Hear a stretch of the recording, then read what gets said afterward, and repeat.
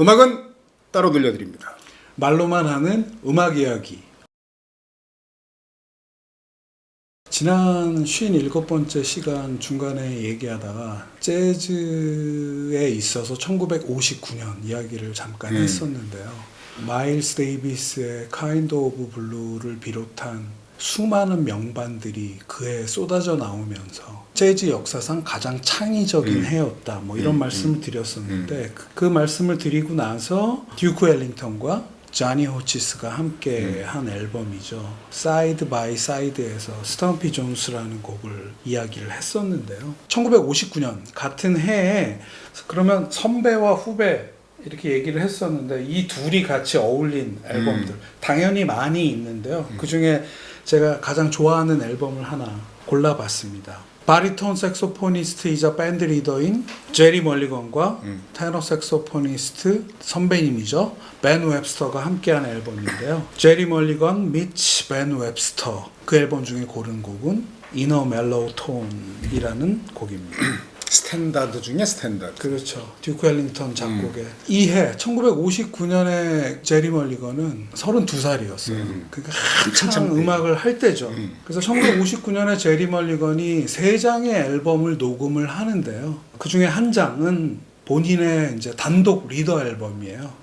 What is there to say라는 앨범이고, 그러니까 이제 1950년대 초부터 피아노가 없는 쿼텟을 챗 베이커와 52년도에 시작했던 아트 파머와 함께 낸 피아노 없는 쿼텟 앨범이 이 What is there to say라는 단독 리더 앨범이고요. 그러면 나머지 2장, 59년에 낸 나머지 2장의 앨범은 어떤 앨범이냐? 제리 멀리건이 대선배님 색소포니스트들과의 조인트 앨범을 2장을 내게 되는데요. 그 중에 알토 색소포니스트 자니 호치스와 함께 낸 앨범이 제리 멀리건 미치 자니 호치스라는 앨범이고요. 테너 색소포니스트 벤 웹스터와 함께 낸 앨범이 제리 멀리건 미치 벤 웹스터.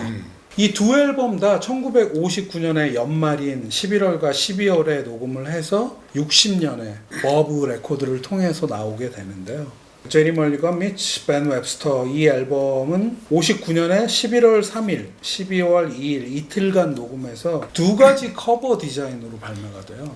이런 경우가 종종 있는데, 한 커버 디자인은 그 일러스트가 굉장히 인상적인, 아주 고풍적인 50년대 일러스트가 있는 앨범 커버로 나오고, 다른 버전의 앨범 커버는 벤 웹스터와 제리 멀리건이 둘이 같이 투샷으로 사진을 찍은 그 커버로 해서 나오게 되는데, 30년이 지난 1990년엔 이 앨범이 이제 이 세션, 녹음 세션에 있었던 전 곡을 그냥 2장의 CD에 담아서 나오게 되는데, The Complete 제리 멀리건 미치 벤 웹스터 세션이라는 제목으로 전 녹음 분량이 30년 후에 리이슈가 되는 걸로 보아 이 앨범은 그 당시에도 그렇고 30년이 지난 후도 그렇고 어쩌면 지금도 굉장히 특별한 대우를 받는 그러한 앨범이라는 생각을 하게 되죠.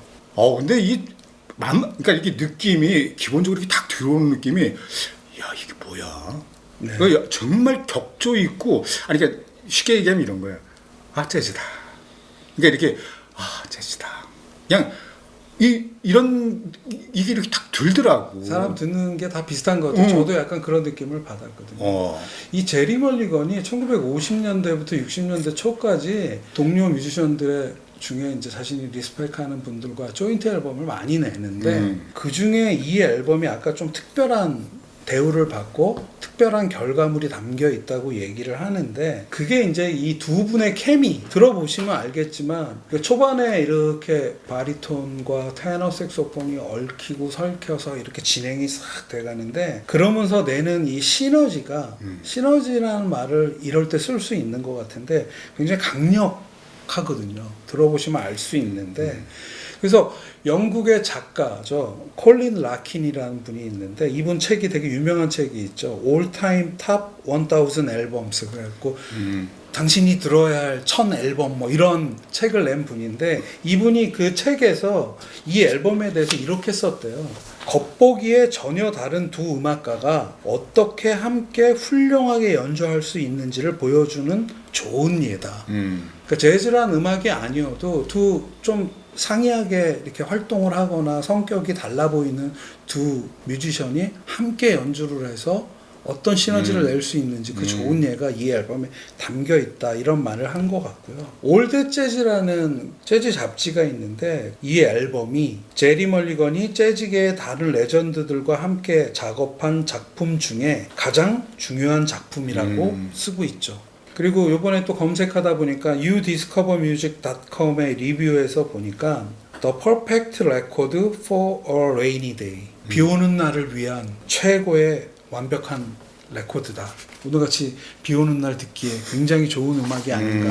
굉장히 공감하는 말이어서 한번 적어와 봤고요. 이 앨범에서 고른 곡 In a Mellow Tone, 이 앨범 1960년의 초반에는 담겨 있지 않았어요. 근데 이제 우리가 이제 음악을 다루는 매체가 LP에서 CD로 넘어가는 80년대가 되고 90년대 초반까지 CD가 막 기존 앨범들을 리이슈 할 때 보면은 보너스 트랙이 항상 들어가 있는데, 보너스 트랙이 이제 기존에 담겼던 곡들 중에 다른 테이크들을 넣는 경우도 있고, 기존에 나왔던 앨범에 담기지 못했던, 녹음을 해놨으나 그런 것들이 보너스 트랙으로 들어가는데, 이 이너 멜로톤 같은 경우에는 후자의 경우죠.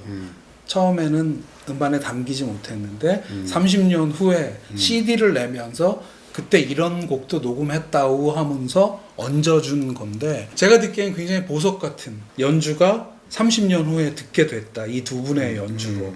그런 의미가 있는데, 그 연주 초반부터 이 두 분의 이렇게 얽히고 설키는 호흡이 굉장히 좋다가, 제가 굉장히 좋아하는 부분은 1분 한 25초, 어저께 체크를 해보니까 딱 될 때 벤 웹스터 선생이 솔로를 딱 들어가는데, 그 부분의 느낌이 몸이 약간 비틀어질 정도의 뭔가 이렇게 간드러지게, 야, 이분 정말 이 자신의 악기를 다루는 자신의 색깔, 이 묘미가 엄청난 분이구나 하면서 싹 들어가고요. 중간에는 또 피아니스트 지미 라울스가 아주 단정한 솔로를 해주고, 그 다음에 바리톤 색소폰 솔로를 제리 멀리건이 쫙 해가는데, 바리톤 색소폰 솔로를 듣다가 벤 웹스터 선생이 다시 한번 올라타는 테너 부분이 있는데, 그런 부분들이 주는 그러한 말로 표현하기 참 어려운 그 느낌이 굉장히 좋은 그러한 앨범이고 연주다, 이런 말씀을 좀 드려보고요. 제리 멀리건, 32살의 제리 멀리건의 바리톤 색소폰도 참 좋지만 부드럽고 온화하다가 때로는 굉장히 간드러지는 그런 벤 웹스터의 원숙한 테너 솔로를 딱 들으면은, 이래서 제리 멀리건이 이런 선배와 같이 음악을 하면서 연주하면서 배웠겠구나, 이런 생각도 하게 되죠. 이 벤 웹스터 선생이 1959년에 또 하나의 앨범에서, 본인의 앨범에서 이너 멜로톤을 다시 연주한 게 있어요. 또 다른 이너 멜로톤을 연주를 한 게 있는데, 그 연주를 164번째 곡음으로 한번 연결을 해보겠습니다. 벤 웹스터 앤 어소시에이츠라는 앨범이고요. 59년에 녹음해서 59년에 나온 앨범인데, 그 앨범에 담겨진 이너 멜로톤. 지금 이 앨범은 앞서 앨범이랑 들으면 조금 이렇게 낡은 냄새가 나요. 그게 이 앨범의 컨셉이었던 것 같아요. 그래요? 예. 그래서 지금 예. 얘기 들으면서 느낀 게 뭐냐면, 역시 그 상대, 같은 뮤지션이라도 어떤 상대냐에 그렇죠. 따라서 그 본인의 음악도 굉장히 많이 변화를 하는구나. 그렇죠. 그런 너무나 생각이 당연한 그거를 확인을 할 수 있는 거죠. 그러니까 벤 웹스터 입장에서, 50대가 된 벤 웹스터 입장에서 보면 32살짜리 후배랑 할 때 뭔가 새로운 기운을 받았던 거고, 앞서 얘기한 거는 그런 것 같아요. 이 앨범의 이너 멜로톤은 제리 멀리건과 녹음하기 전에 한 6-7개월 전에 녹음한 본인의 앨범인데, 여기서는 자신들 또래 뮤지션들을 많이 초빙해서 우리 식대로 해보자고 하는 풍의 연주가 담겨 있어서, 뭐 하던 대로라고 하거나 낡다고 얘기하면은 조금 신뢰되지만은 약간 그런, 그러니까 둘을 비교하면 두 연주가 약간 색깔이 다른 거겠죠. 이 앨범 얘기로 다시 돌아오면, 이 앨범 속에 있는 이너 멜로톤은 1959년 4월에 녹음을 됐는데요. 좀 다른 얘기지만 이 앨범에 대한 설명을 보면서 되게 인상적이었던 거는, 그러니까 롱 플레잉이라고 하죠. LP를 늘려서 말하면 롱 플레잉이라는 말이잖아요. 그러니까 LP의 장점을 10분 활용했다는 이야기가 있어요. 이 이너 멜로톤 이 연주가 듀레이션이 20분이 넘습니다. 그러니까 A면 전체가 이너 멜로톤 LP에 한 곡으로 돼 있는데 그런 만큼 함께하는 동료들과의 어떤 모든 거 다 내려놓고 굉장히 넉넉하게 긴 시간을 그렇게 대화하고 서로 어울리는 그런 모습이 담겨 있어서 굉장히 좋은 앨범이라는 또 생각을 개인적으로 하게 되는 타이트하지 않고 좀 느슨하다는 느낌. 네. 그래서 좀 올드하다는 느낌이 드는 네. 걸 수도 있고. 근데 반대로 말하면 굉장히 여유롭지. 넉넉한 그런 재즈의 맛을 느낄 수 있다라는 생각도 들고요. 테너 색소폰이 세 분이 참여를 하고 있고 이 연주에 트럼펫 하나, 그리고 기타 하나, 그리고 피아노, 베이스, 드럼 이렇게 8명이 연주를 하는데요. 이 8명의 멤버가 모여서 아주 느긋한 잼 세션을 하고 있는 그런 연주를 담아서 A면에다 턱 얹어놨다 이렇게 생각을 하시면 될 것 같은데 테너 색소폰 세 분이 리더인 이제 벤 웹스터보다 몇 년 선배님이죠. 콜맨 호킨스가 참여를 하고 있고 그들보다 한 5살 어린 버드 존슨 역시 1911년생이니까 그 당시 나이가 꽤 있었던 버드 존슨 이렇게 세 분이 테너 색소폰을 연주하고 있고 트럼펫은 로이 엘드리치 그리고 기타에 비교적 젊은 30대였던 레스 스펜이라는 기타리스트가 연주를 하고 있고 피아노에 지미 존스, 베이스에 레이 브라운 그리고 드럼에 조 존스 역시 선배님급이죠. 이렇게 30대와 50대가 이렇게 모두 섞여서 연주를 아주 한가하게 하고 있는데 그냥 일 없는 날 이렇게 오후에 아무도 없을 때 이거 틀어놓고 아무 생각 없이 이렇게 앉아 있으면은 이 넉넉한 시간대니까 뭐 CD 뭐 찾아서 뭘 바꾸거나 LP여서 뭘 할 필요 없이 그냥 길게 들으면서 아 이게 재즈지 하는 그러한 연주 중에 한 연주라고 생각을 하는데요. 레너드 페더라는 그 평론가가 쓴 그 라이너 노트 앨범에 들어가는 라이너 노트 중에 이 앨범에서 우리는 유행이나 기술적인 과시, 사회에 대한 신랄한 비판이 절대 없는 그런 종류의 음악을 만날 수 있습니다. 여기에는 경험이 있고 지혜가 있으며 아름다움이 있고 또 여기에는 가장 순수하고 진솔한 재즈가 있습니다. 그러니까 뭔가 새로운 시도나 어떤 메시지, 음악 외의 메시지를 담거나 이런 게 아니라 그냥 진솔하게, 그냥 아름답게 서로 대화가 아주 잘 담겨져 있다. 그런 이야기인 것 같고요. 이 앨범의 또 다른 의미가 녹음 한 달 전, 이게 4월에 녹음했다고 그랬잖아요. 녹음 한 달 전인 3월 중순에 이들의 동료죠. 여기에 참가하신 테너 색소포니스트 세 분의 친구이자 선배이자 동료였던 레스터 형이 세상을 떠나죠.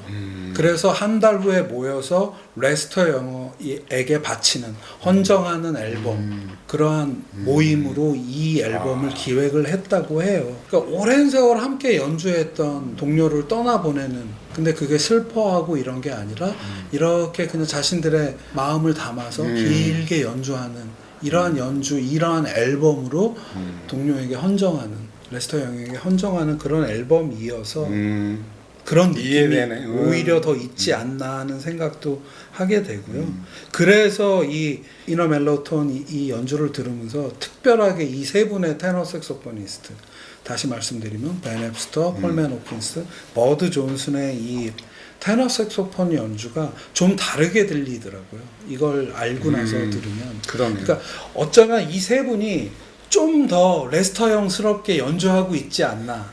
뭐 그런 뇌피셜, 뭐 제 생각도 좀 들고요. 더 부드럽게, 더 온화하게, 더 진심을 담아서 한 연주이기 때문에 또 이렇게 깊게 다가오는 면이 있지 않나. 이 노래 제목이 그런 거잖아요. 이너 멜로톤. 부드러운 톤으로 달콤하고 진실한 어떤 그런 어조, 마음을 담아 뭐 이런 의미일 텐데. 자, 그래서 오늘은 1959년에 결과적으로 보니까 테너 연주자 벤 웹스터가 발표했던 두 버전의 이너 멜로톤을 이야기했습니다. 네. 오늘은 여기서 마치겠습니다.